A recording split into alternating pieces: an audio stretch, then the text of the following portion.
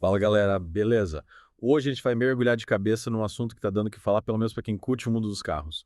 O GWM tem 300. Isso aí. A pergunta que não quer calar é: será que ele vai ser um sucesso aqui no Brasil ou vai acabar encalhado nas concessionárias? Pois é, para tentar responder essa pergunta, a gente foi atrás de um artigo bem interessante publicado no Avaleiros Brasil em março de 2025.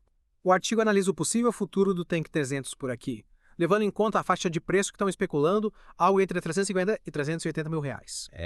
Não é pouca coisa, né? Então, se uma gente gosta de ficar por dentro das novidades do mercado automotivo, entender como as coisas funcionam por aqui, o que faz um carro decolar ou não, essa análise vai te dar uma boa base para tirar suas próprias conclusões. Bora lá então desvendar esse mistério. O artigo começa falando dos fatores que podem contribuir para o sucesso do Tank 300. E um dos primeiros pontos que eles destacam é a proposta, digamos, diferente do carro. É verdade. O visual dele, com aquela pegada de SUV off-road clássico meio bruto, chama atenção, né? É bem diferente da maioria dos SUVs que a gente vê por aí.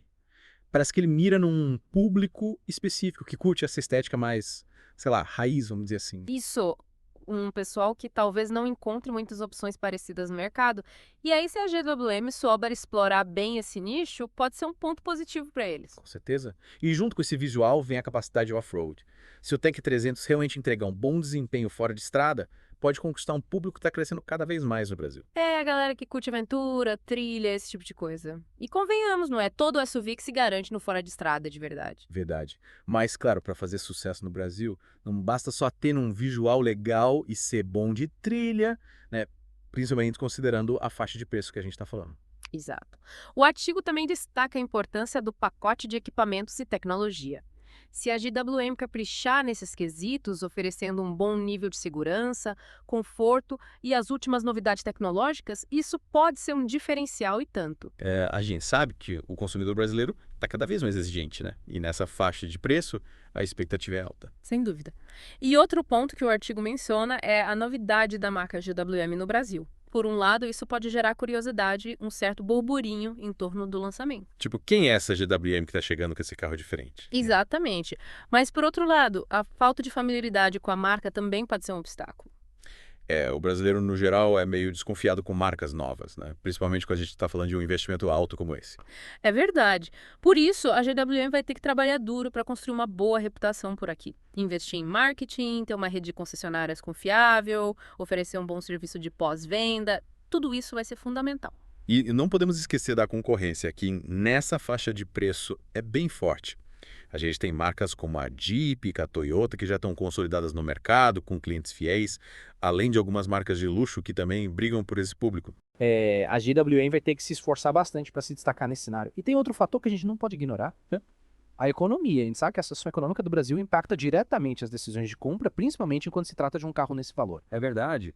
Se a economia estiver instável, as pessoas tendem a segurar um pouco mais o dinheiro, né? E aí, um carro de 300 e tantos mil reais pode acabar ficando fora do alcance de muita gente. Sem dúvida. E por último, mas não menos importante, o artigo menciona a questão da aceitação do design. A gente já falou que o visual do Tank 300 é diferente, né? Tem gente que vai amar, mas tem gente que vai torcer o nariz. Exatamente. E essa estética mais robusta, off-road, pode não agradar a todo mundo. Tem um público que prefere SUVs com um visual mais moderno, mais urbano. No fim das contas, o design é uma questão de gosto pessoal, né? Mas é importante a GWM ter em mente que essa aposta no visual mais ousado pode afastar uma parte dos consumidores. Com certeza. E para complementar a análise, o artigo do Ravaleiros Brasil traz alguns comentários de leitores que trazem perspectivas interessantes sobre o assunto. Legal. Que tipo de comentários? Por exemplo, um leitor chamado Gerd Souza, lá em março de 2025, comentou que a estratégia da GWM com o Tank 300 pode ser parecida com a que eles usaram com o Raval H6. Ah, entendi. Entrar no mercado com preço mais agressivo que os concorrentes diretos para tentar conquistar uma fatia do mercado. Isso. O Gerd até menciona que não vê nenhum carro similar ao Tank 300 custando pelo menos 100 mil reais a mais. Ou seja, ele acredita que a GWM pode tentar usar o preço como um diferencial competitivo. Faz sentido. E o que mais ele comentou? Ele também destacou que o Tank 300, por ser um carro com um apelo mais específico voltado para quem curte off-road, vai acabar sendo um carro de nicho. Ou seja, ele não vai agradar a todo mundo, mas pode fazer sucesso entre um público mais restrito. E ele tocou num ponto crucial, que é a questão do pós-venda.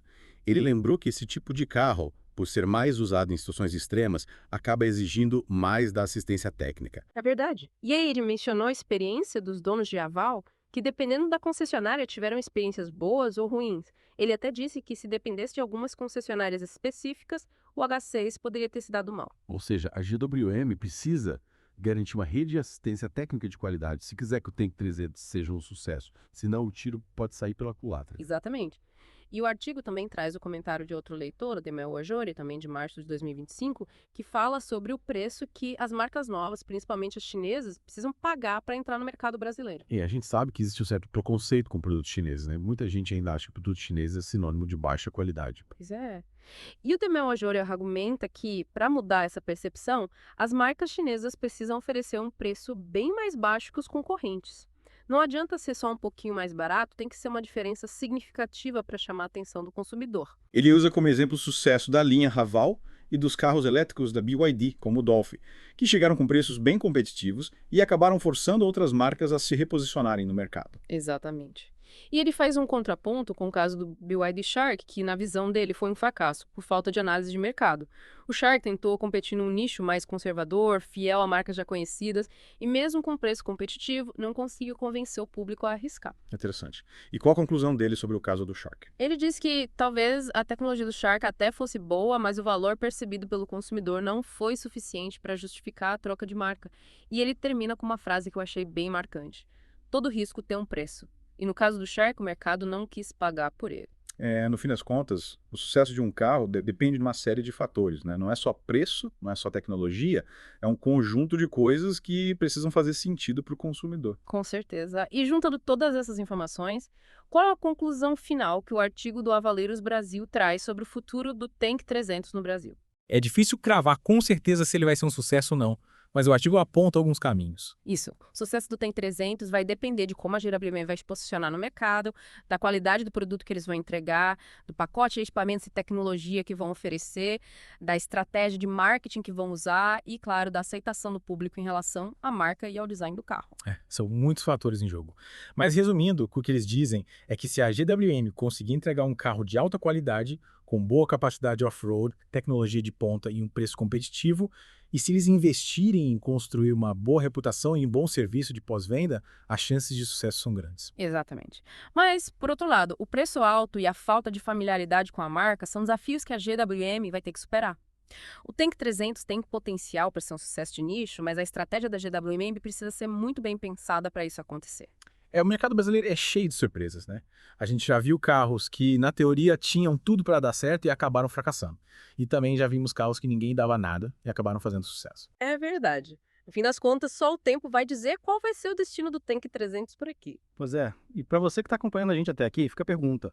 Qual o fator você acha que vai ser decisivo para o sucesso ou fracasso do GWM Tank 300 no Brasil? O preço, a percepção da marca, a capacidade off-road ou alguma outra coisa? E o que essa análise te ensina sobre como novas marcas podem tentar se firmar no mercado já consolidado?